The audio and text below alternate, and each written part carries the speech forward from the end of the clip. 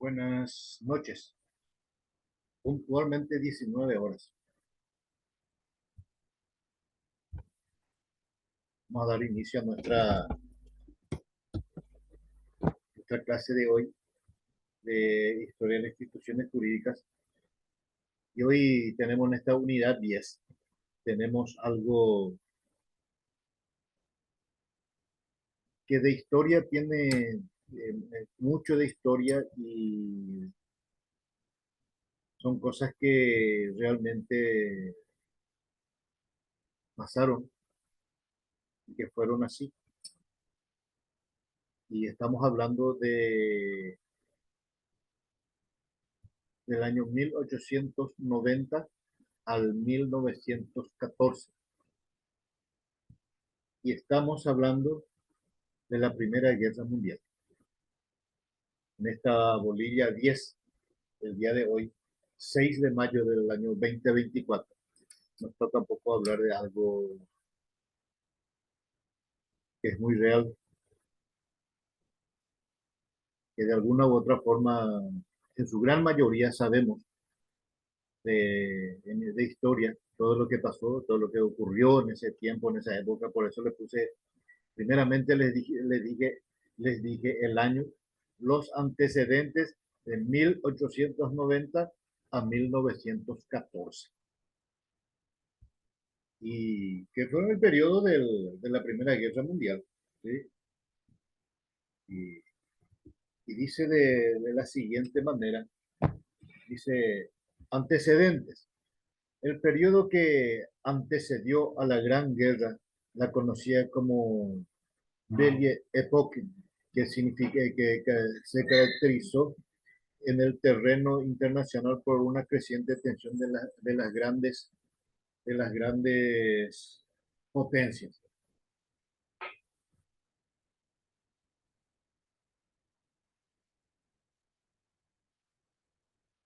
Dice, la globalización económica y el auge del colonialismo incrementaron las rivalidades.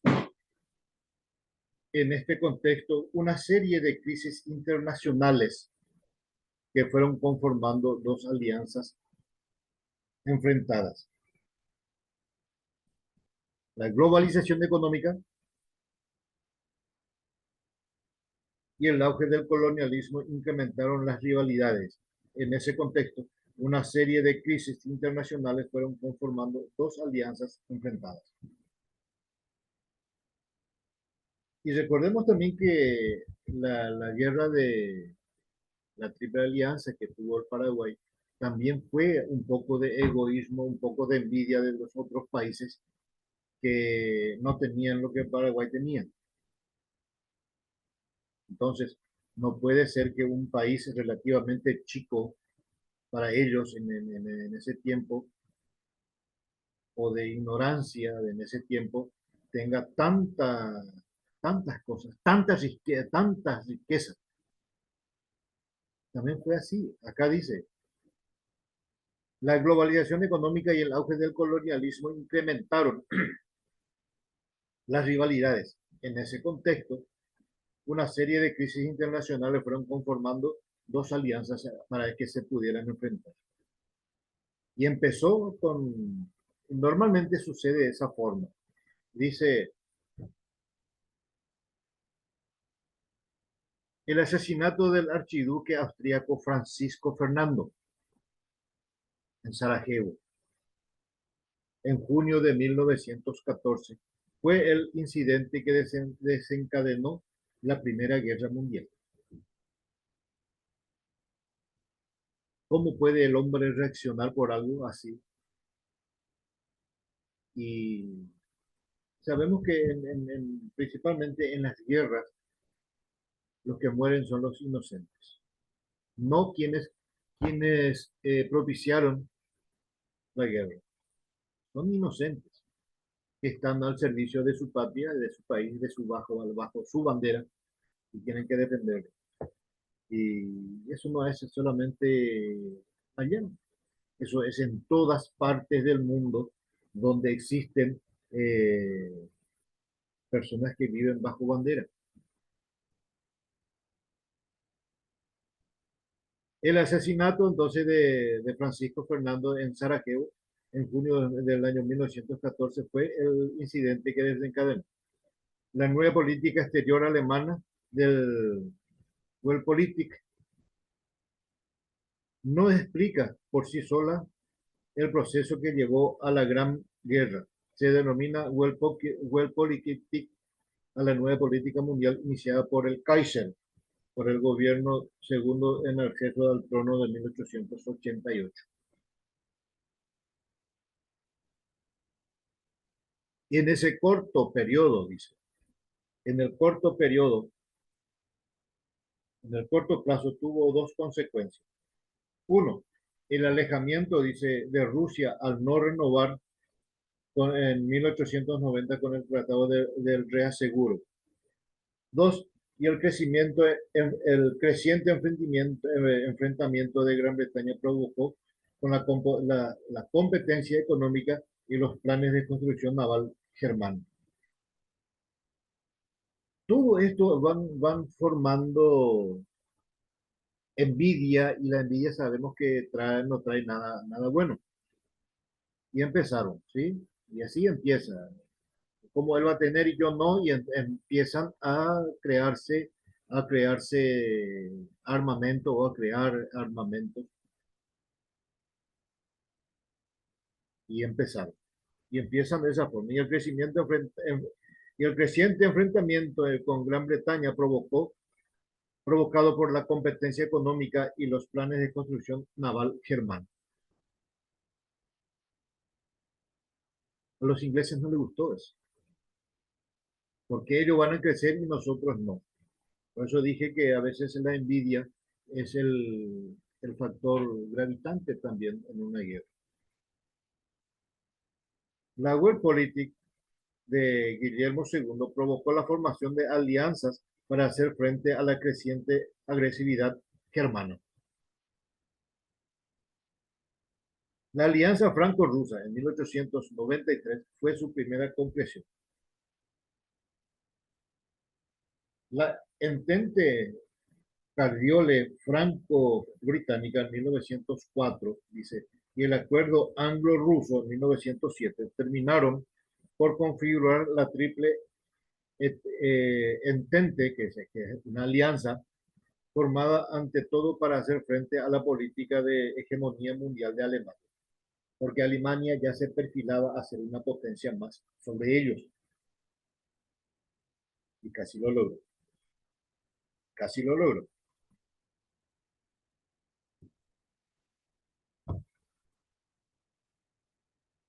Y acá hay algo muy peculiar que también, y no lo sabían, eh, les comento que también creo que fue Bartolomé Mitre, dijo cuando invadió Paraguay que esta guerra duraría creo que 3 días o 10 días, que era el tiempo que él necesitaba para invadir Paraguay y ganar inclusive territorio en Paraguay. Y le llevó años. Lo mismo pasó en la Primera Guerra Mundial. Y dice, las características de la Primera Guerra Mundial. Dice, se creía que la guerra duraría unas semanas, pero duró 4 años. 4 años, 3 meses y 14 días.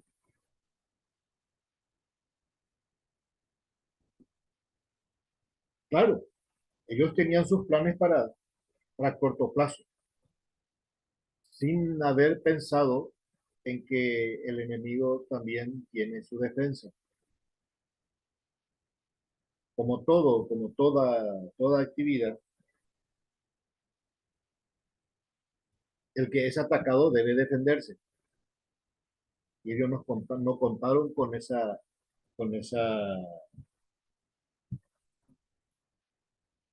pues, esa parte de que a quienes ellos atacaban les iba a dar mucho trabajo. Y les dio, y vaya que les dio trabajo. Dice, fueron muchas las personas que participaron en esta guerra. Por ejemplo, Alemania contaba con 1.913.850 hombres en pie de guerra. En pie de guerra. ¿Qué significa eso? Que ellos estaban preparados para la guerra. Austria, con 160.000 hombres. Rusia contaba con 2 millones de soldados. Inglaterra no contaba con un ejército, Inglaterra no contaba, dice, con un ejército terrestre grande. Se aprovechaba de los soldados autóctonos de los ejércitos que colonizaban, pero contaba con un impresionante poder naval.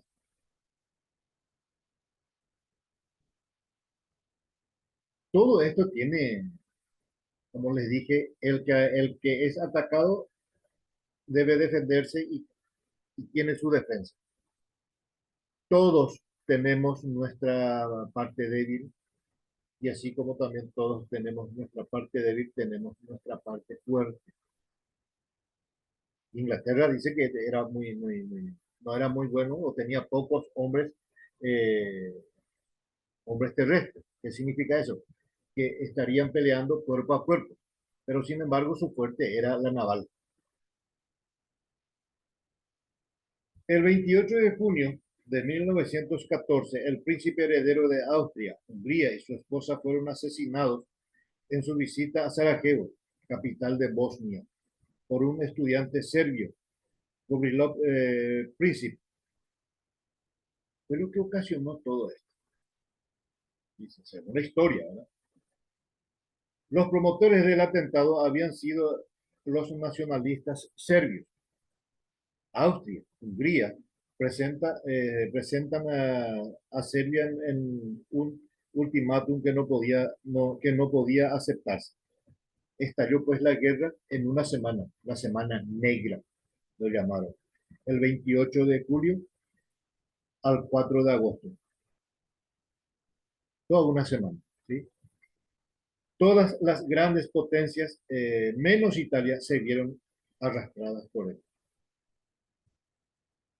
También se caracterizó por las grandes matanzas que hubo por un incidente en los Balcanes. Surgió un devastador incendio mundial.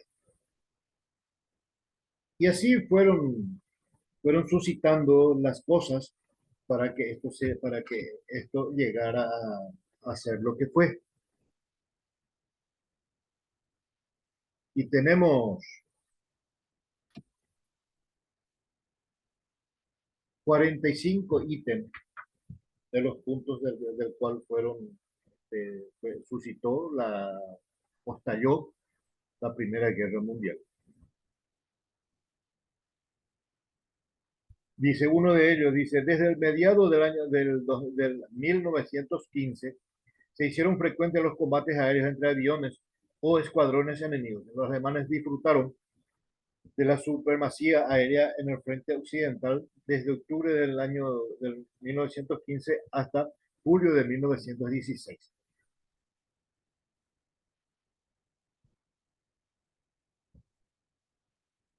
Y así van enmarcando algunos detalles de lo que fue aquella guerra.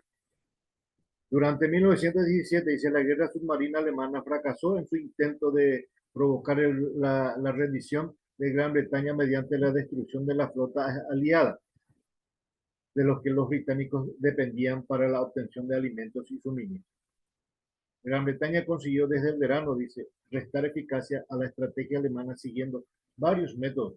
Adoptó un sistema de convoyes en los que las flotas mercantes eran protegidas por métodos. Adoptó un sistema de convoyes en el que por destructores y cazas submarinas.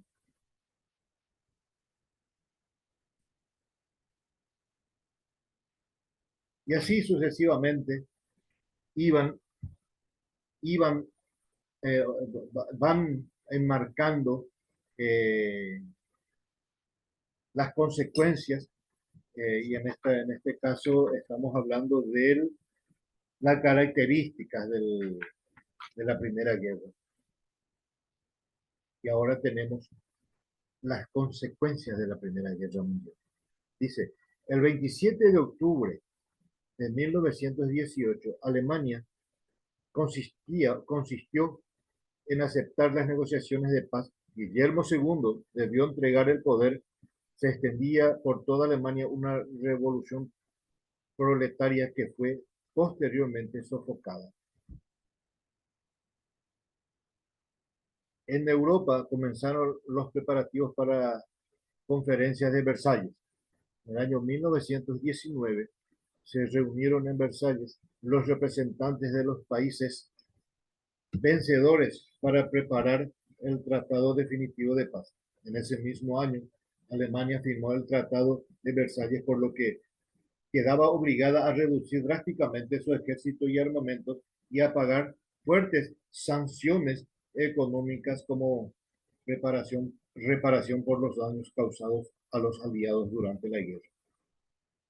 Por eso les dije que acá los que pagan esta consecuencia de una guerra normalmente son los inocentes.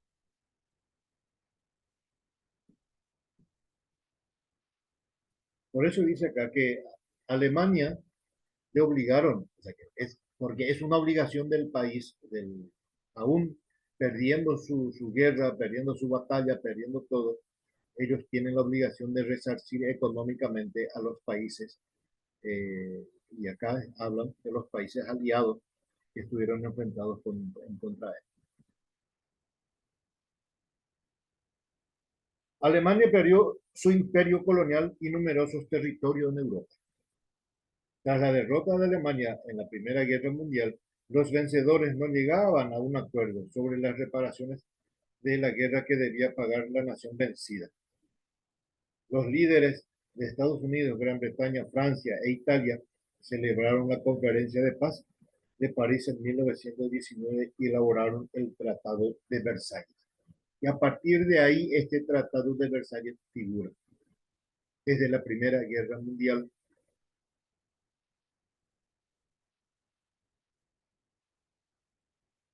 En la Primera Guerra Mundial, Gran Bretaña tenía un gran estadista.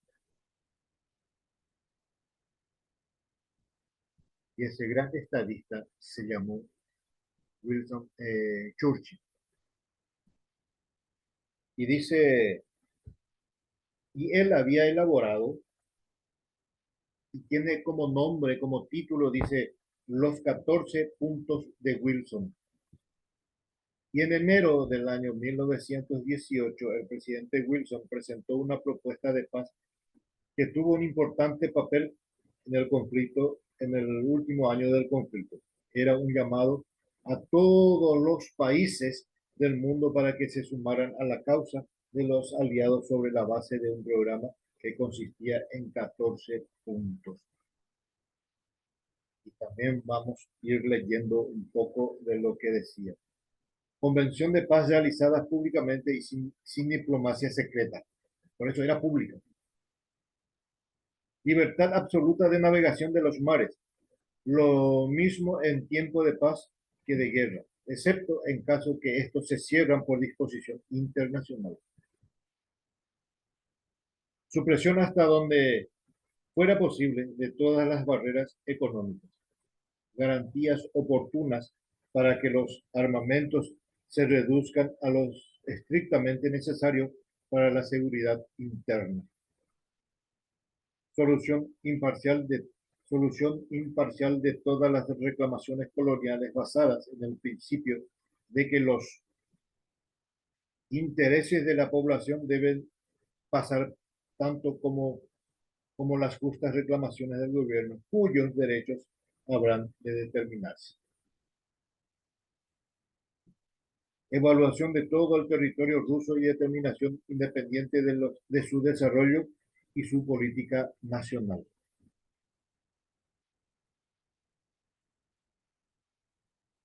Bélgica debe ser evacuada y restaurada. Liberación de todo el territorio francés, restaurándose las partes invadidas, compensando la injusticia cometida en el año 1871 en la cuestión de Alsacia-Lorena. Y Francia ya venía teniendo conflictos con otros países. Y por eso dice, liberación del territorio francés, restaurándose las partes invadidas, compensando la injusticia cometida en el año 1871. Un par de años antes de la Primera Guerra Mundial, Francia ya estaba invadida. En la cuestión de Alsacia-Lorena, era el nombre de la reajustes de las fronteras italianas sobre líneas claras de nacionalidad, oportunidad para el desarrollo autónomo de los pueblos de Austria y Hungría. Recuerden que Austria y Hungría fueron los países muy castigados por aquella guerra. Rumania, Serbia y Montenegro serán evacuadas restaurándose los territorios ocupados, salida al mar para Serbia y relaciones entre los estados balcánicos que se establecerán sobre las líneas históricas de alianzas y nacionalidad. Las fronteras turcas del Imperio Otomano deberán afirmarse por medio de una segura soberanía con autonomía para las otras nacionalidades que deben recibir garantías. Los Dardanelos permanecerán siempre abiertos como vía marítima libre para el comercio y los barcos de todas las naciones bajo las correspondientes garantías internacionales. El Estado polaco independiente, el Estado polaco independiente que incluya todos los territorios habitados de los pueblos indiscutiblemente polacos, salida al mar de Polonia, cuya independencia e integridad territorial será garantizada por un acuerdo internacional. Y recuerden que Polonia era también una colonia rusa, hasta que se independizó de igual Rusia le quiso recuperar y hasta hoy están en eso. Esa es la guerra que hoy están teniendo, sigue siendo ese mismo problema. Y por último dice, formación de una Asociación General de Naciones cuyo objeto será conceder iguales garantías para la independencia política y la integridad territorial de todos los estados, grandes o pequeños. Por eso es el nombre de los 14 puntos de Wilson. Y ningún punto de lo que estaba leyendo tiene desperdicio. Todo tiene coherencia.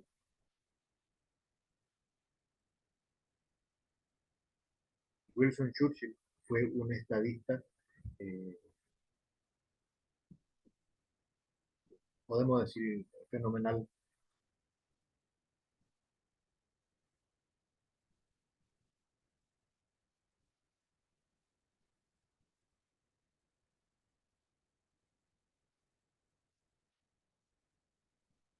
Y a partir de ahí empezaron también con los problemas que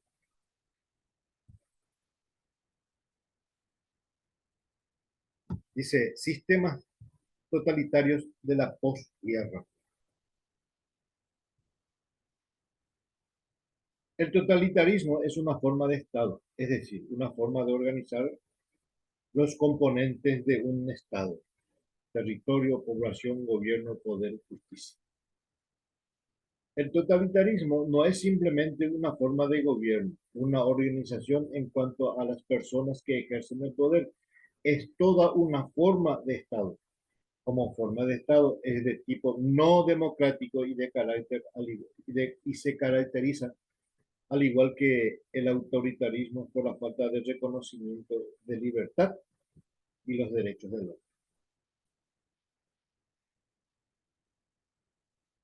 Y recordemos que tiempos atrás, ya desde cuando empezaron en Roma hacerse las leyes que existían en el autoritarismo. Y era el rey, era el que mandaba en ese país. Era, tenía la autoridad total. Lo que él decía se hacía y se cumplía. Entonces, no es casualidad de que luego de una guerra grande, haya habido esto.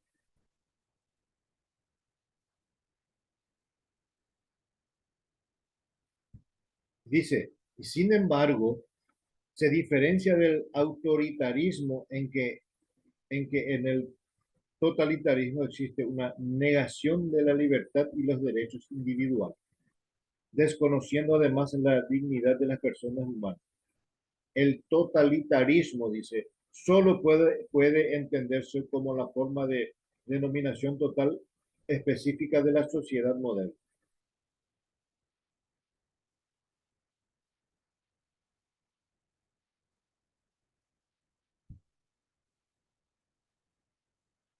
Dice, dice una parte, Mussolini graficó esto en el eslogan, todos en el Estado, o todo en el Estado, todo para el Estado, nada fuera del Estado, nada contra el Estado. No es ya el Estado para el hombre, sino el hombre para el Estado. Y les digo de nuevo lo que pasaba ya en Roma, que llegó el momento en que el rey dijo, bueno, hizo una ley de que todo lo recaudado, porque recordemos que Roma era, el imperio romano era tan grande que necesitaba de muchos hombres. Y a partir de ahí ya empezaron a tener salarios los soldados. Y ya era poco lo que cobraban, entonces, ¿qué hizo el rey o el emperador? Aumentó el impuesto y que cada uno ya tenía que pagar más de lo que ya estaban pagando. ¿Por qué? Porque era una obligación y una ley que sacó eh, el rey.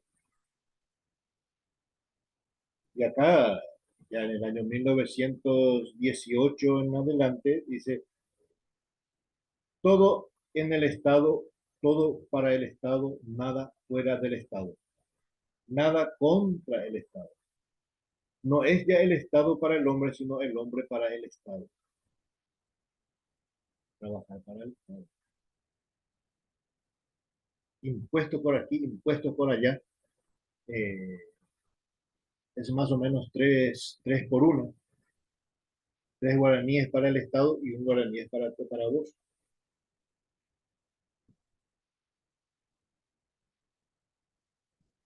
El totalitarismo es en sus formas clásicas el régimen de Hitler, el de Mussolini y el régimen ruso durante la vida de Stalin fue una dominación instituida a partir de una interpretación delirante de la realidad y que utilizaba como medio la movilización social y el terror masivo, hasta el punto de que los campos de concentración han sido la culminación de este principio social y todos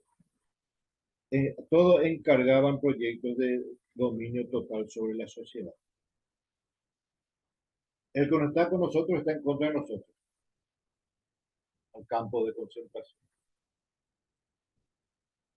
El que grita en contra nuestro, al campo de concentración. Por eso que principalmente Alemania, en la época de que tuvo el campo de concentración más grande por su totalitarismo, por su odio hacia los judíos principalmente. A pesar de la diferencia entre esos regímenes, compartían el hiperliderazgo del partido único, lo único, la policía política como eje del sistema.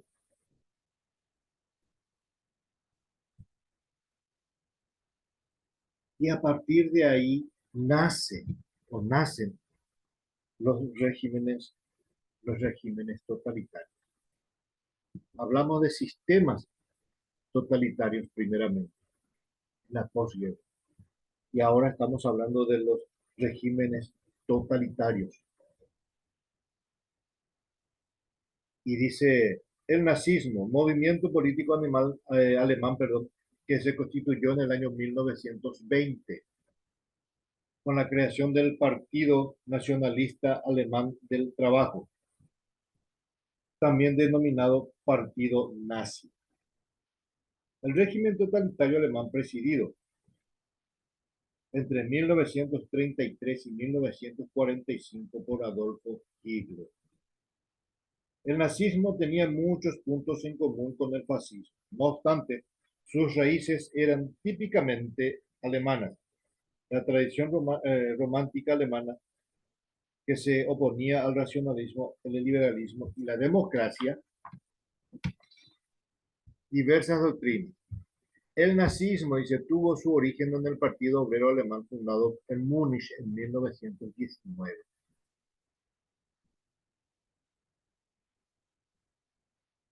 Cuando Adolfo Hitler, dice, se unió a él en este mismo año, la agrupación contaba con unos 25 militantes, de los cuales solo 6 participaban en debates y conferencias. Hitler se convirtió en el líder de la formación poco después de afiliarse a ella. Luego vinieron los fascismos, o el fascismo.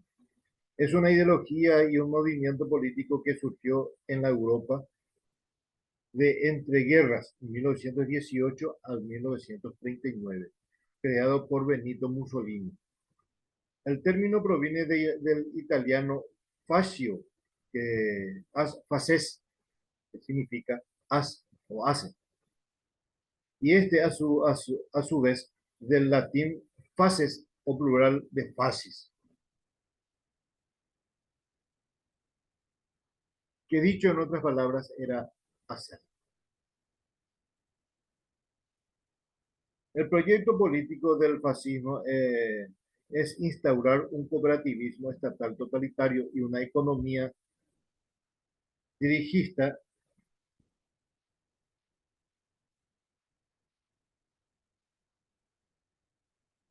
mientras su base intelectual plantea la sumisión de la razón a la voluntad y la acción aplicando al nacionalismo. Eso es lo que traía tanto el totalitarismo y el fascismo. La sumisión.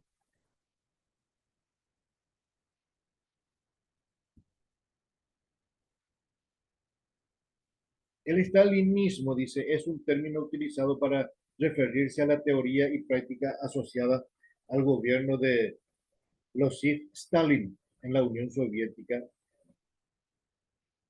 de carácter totalitario y dictatorial según sus críticos.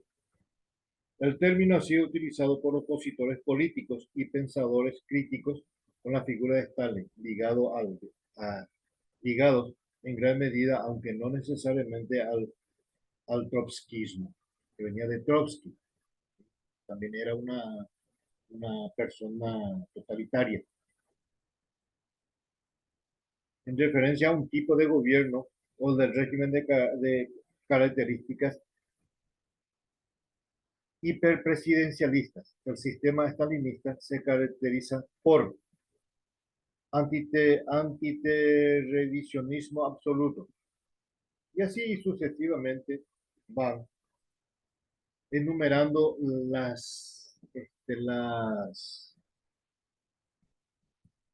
los puntos de cada uno de la que hablamos ya del fascismo, ya hablamos del totalitarismo. Viene la Segunda Guerra Mundial. Dice, no existe una sola causa o razón para que se produjeran las condiciones políticas, económicas y social que desencadenaron la Segunda Guerra Mundial, sino una combinación de todas ellas. Se inició, el inicio podemos ubicarlo, dice, en el repartimiento de poderes en la zona de influencia que hicieron los aliados. Siempre hay alguien que está disgustado con eso y es el que insista de nuevo. Y ahí el problema del cual se tuvo que volver una guerra y fue la Segunda Guerra Mundial.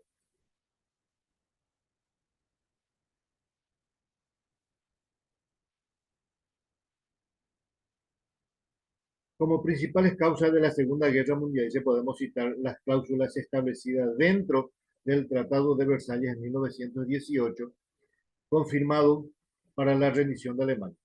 Uno, dice, pago de indemnizaciones por parte de Alemania a los aliados por las pérdidas económicas sufridas por los mismos a causa de la guerra. Me gustó la idea alemana, sabiendo que él había invadido. Reducción del ejército alemán a la cantidad de 100.000 hombres. No, no posesión de ningún arma moderna de combate, tanque, aviación ni submarino. Reducción de la flota alemana de buques menores a las 10.000 toneladas. Y esos fueron los detonantes de una nueva guerra en donde los alemanes empezaron a estudiar, a ver las posibilidades y dijeron no, nosotros no podemos y empezamos de vuelta la guerra. Sencillo. Las causas de la Segunda Guerra Mundial, dice, los puntos del Tratado de Varsella, la crisis del año 1929, la creciente rivalidad económica, el ascenso de Hitler y el nazismo, la incapacidad de la sociedad de naciones y las debilidades de los países democráticos, la carrera armamentística, las rivalidades ideológicas, las nuevas alianzas de los países. Y todo esto, como les dije, la guerra las pagan los inocentes. Toda guerra tiene una consecuencia. Y acá la Segunda Guerra Mundial también tuvo su consecuencia, dice. La guerra dejó como saldo una cantidad de muertos, tanto civiles como militares. Las cifras son discutibles, pero en todos los casos superan los 50 millones de personas. Gran parte de los países de Europa, Japón y China quedaron devastados en cuanto a infraestructura, vivienda y economía. Y como les dije, no hay guerra que sea provechosa. Aún el país que haya invadido al otro.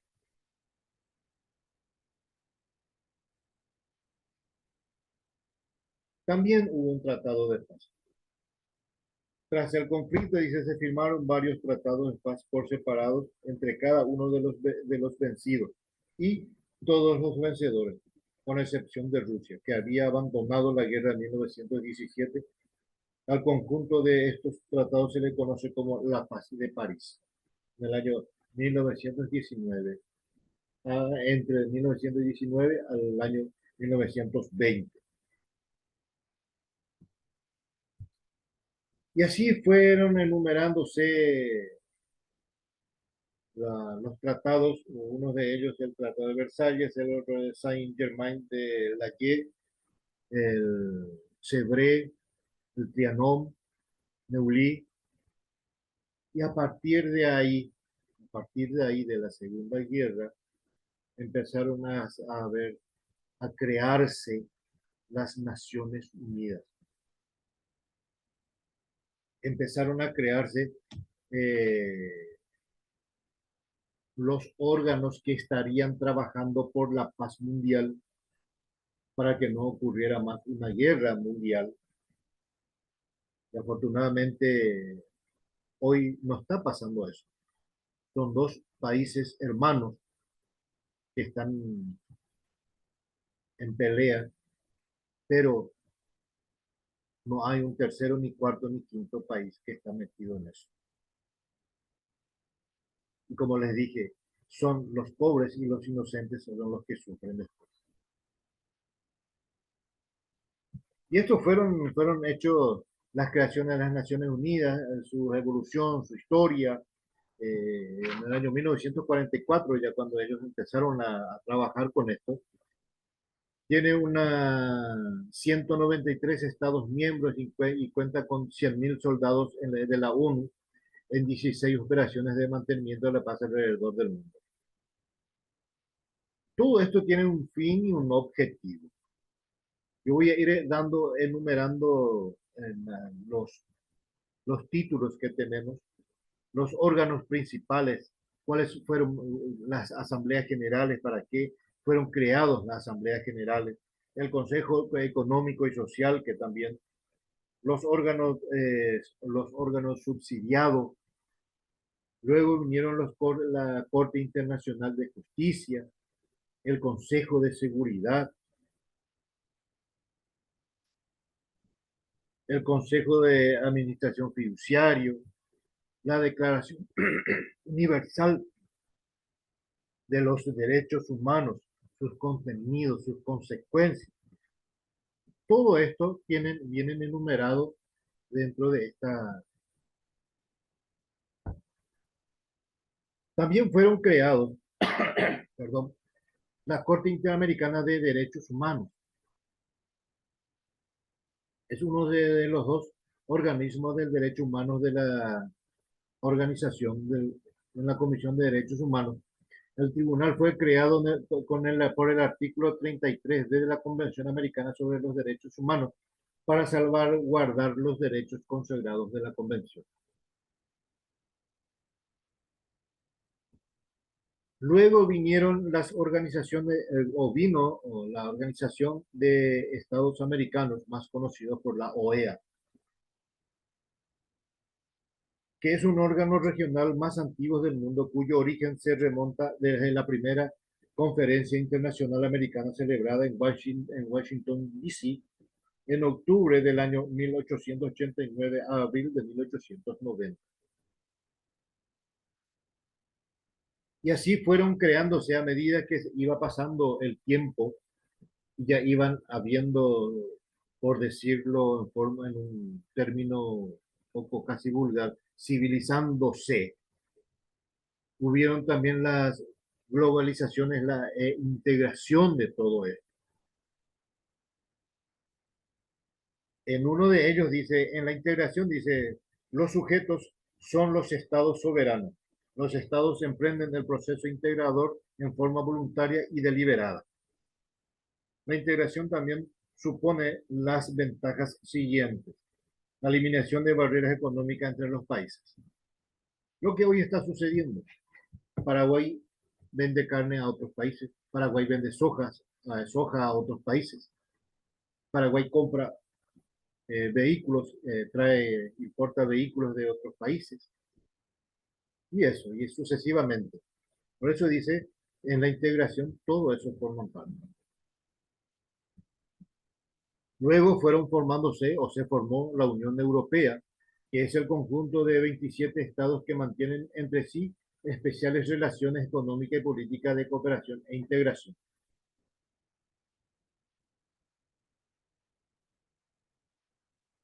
Recordemos que en la Unión Europea el único país que se retiró de vuelta fue el Reino Unido, o sea que Gran Bretaña o Inglaterra.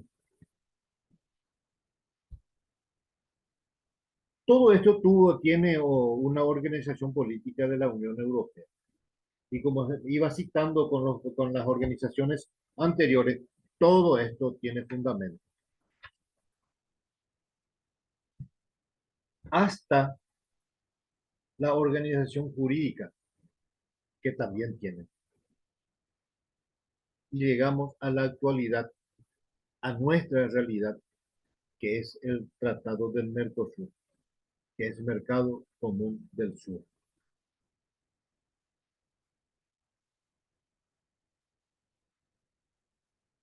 Todo, así como los anteriores, tienen sus capítulos, sobre por qué se fue creado, para qué fue creado, qué se puede, qué no se puede, qué se debe, qué no se debe. Porque recordemos que al hacer esto, todo debe tener una ley. todo está regido bajo una ley.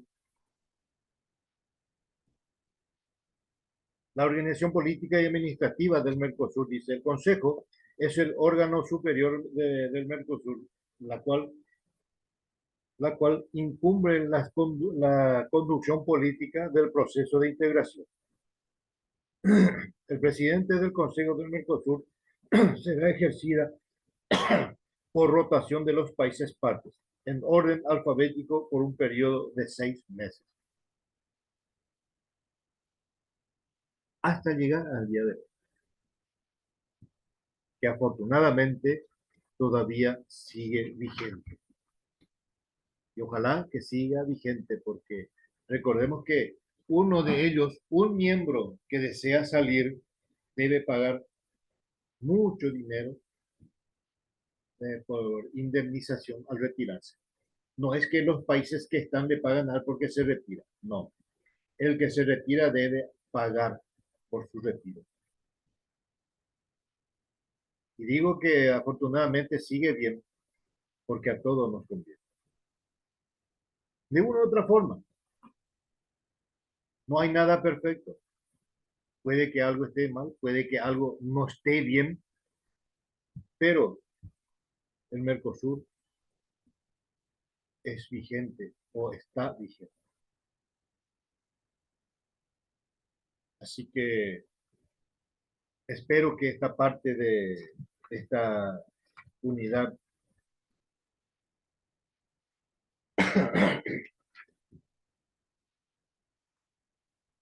de las, principalmente de la guerra, de la Primera Guerra Mundial, haya servido, por sobre todo, haber refrescado un poco nuestra memoria de cómo surgió y por qué surgió la Primera y la Segunda Guerra.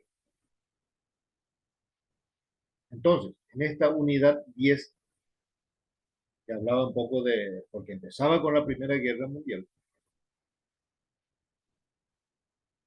hasta el Mercosur. Espero que les sirva y que para el trabajo que deben realizar lo hagan conforme a lo establecido dentro de lo que es el parámetro que nos corresponde. Y por sobre todo que esta lección les sirva para que puedan hacer un poco una retrospección de lo que fue aquellos tiempos. Todo lo que se vivió, todo lo que se pasó, todo lo que se sufrió. Eh, Me despido de ustedes con la alegría de haber participado con ustedes y que esto sea de utilidad. Buenas noches.